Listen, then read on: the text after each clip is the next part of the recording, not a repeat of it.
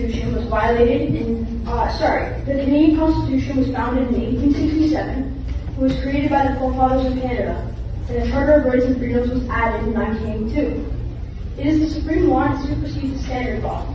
It defines our inalienable God-given rights and should never be broken. The Constitution is the base of our country and helped us grow into the Canada we know today.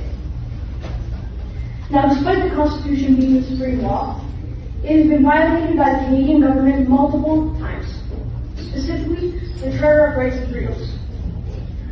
For example, Section 6 mobility rights. Every citizen of Canada has the right to enter, remain in, and leave Canada.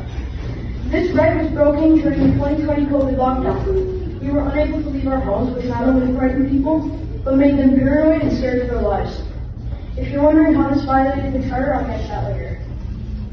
Another instance of when the government violated the Constitution would be during the soccer convoy, when a police officer trampled over an old lady with his horse.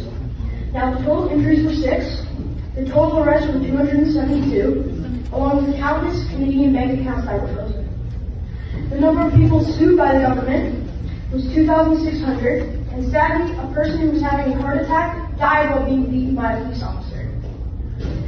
This violated Section 2C, which includes the right to participate in peaceful demonstrations, protests, parades, meetings, picketing, and other assemblies.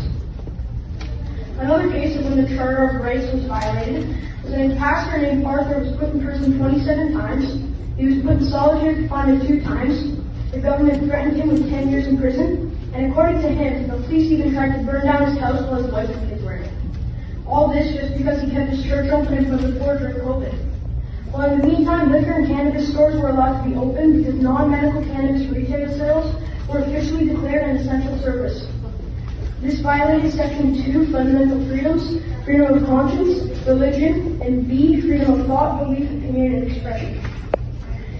Yet another demonstration of when our constitutional rights were and continue to be violated is when people are being censored on social media.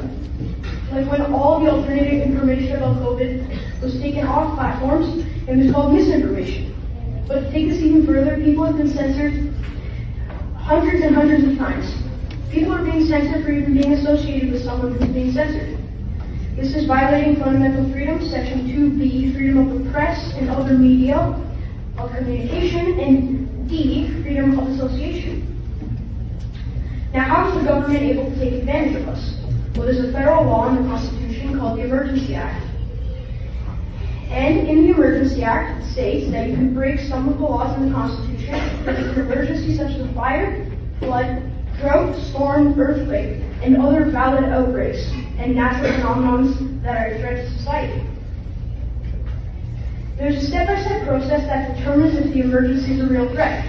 The Honorable Brian Beckler, who is the last living author of the Canadian Charter of Rights and Freedoms, said, the Canadian government of 2019 skipped the process that determined if COVID was a real threat, which is against the Constitution. Beckler also stated that in the Constitution, the most effective measures to deal with the virus is to take the sick to heal and leave the healthy to live. This violated the Charter of Rights and Freedoms. In closing, the Canadian government violated the Constitution in the ways I listed above. And they used the Emergency Act to do it, even though it was used improperly. Today, we can't be silent. We need to stand up for our constitutional rights for the sake of this country and for generations to come.